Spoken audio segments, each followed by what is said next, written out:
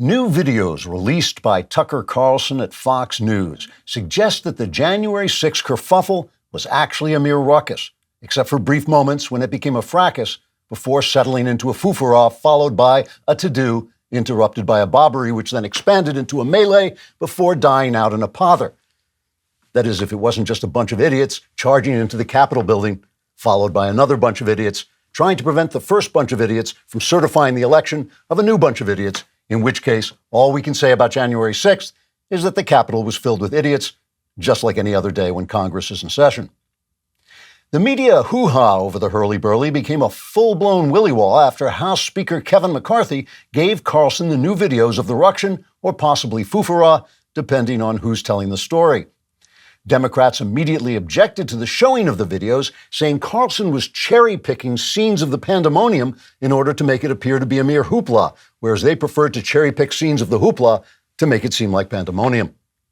Senate Majority Leader and demonic lying dirtbag Chuck Schumer said, quote, "It is absolutely despicable for Carlson's distortion of events to interrupt our distortion of events when anyone can see from our distortion of events that this was much worse than it looks in his distortion of events. You didn't see the news media pulling this sort of thing when Adolf Hitler was trying to overplay the burning of the Reichstag, although perhaps that isn't the best possible analogy, since it's exactly the same sort of thing we're doing and makes us look like Hitler." Unquote. Republican opponents of Schumer responded by accusing the Senate leader and demonic lying dirtbag of being a demonic lying dirtbag. But Schumer claimed he was being completely transparent since demonic lying dirtbag was actually right there in his job description. And anyway, you can tell what he is just by looking at him, so he's obviously not trying to hide anything. The scenes in the Carlson videos do suggest that events at the kerfuffle differed from the bobbery described by House Democrats when they were dishonestly suppressing dissenting voices in order to give their version of the bobbery, which was really just a kerfuffle.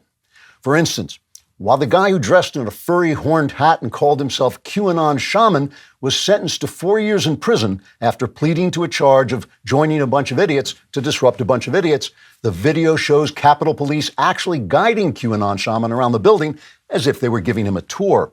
However, the videos do confirm that he was in fact dressed in a furry horned hat, which is also punishable by 4 years in prison, or at least should be.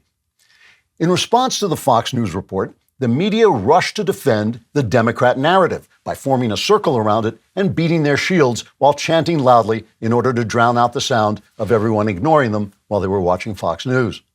CNN, in a secret meeting held on air during prime time to make sure no one was watching, said the Fox videos were quote-unquote dangerous because they revealed that CNN had been spewing skewed propaganda which might cause them to lose some of their zero viewers so that they would have negative viewers, a metaphysical impossibility which might cause reality to implode into fragments of incoherent blather so that the entire universe would be indistinguishable from Don Lemon. The New York Times, a former newspaper, ran a headline, and this is a real headline, that said, quote, "Republican lawmakers split over Carlson's false January 6 claims." When asked how they knew the claims were false, Times editors replied, "It's right there in the headline." President and venal houseplant Joe Biden also condemned the Carlson videos and drove the point home by falling up a flight of stairs into an airplane where he found one of his male political appointees dressed as a woman and stealing his luggage, causing Biden to fall back down the stairs where he bumped into one of his male political appointees dressed as a woman and calling for the sexual mutilation of children. A scene of such chaos, incompetence, and moral depravity that it caused a bunch of idiots to storm the Capitol building, demanding that the bunch of idiots already in the Capitol building should refuse to certify Biden's election, which was already certified. So it was quite a fooforaw, or a hoo-ha, depending on who you ask. For more Klavan-y spectacularositude, like and subscribe, and also subscribe to The Andrew Klavan Show wherever you get your podcasts.